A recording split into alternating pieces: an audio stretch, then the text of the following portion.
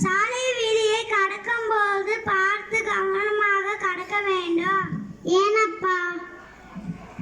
மகளே, இருபுறமும் இருந்து வாகனங்கள் வேகமாக வரலாம். அதனால தான் கூறுகிறேன். நடந்து எவ்வாறு செல்ல வேண்டும்?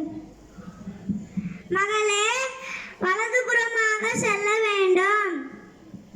போக்குவரத்து விலங்குகளை பற்றி கூறுங்கள்.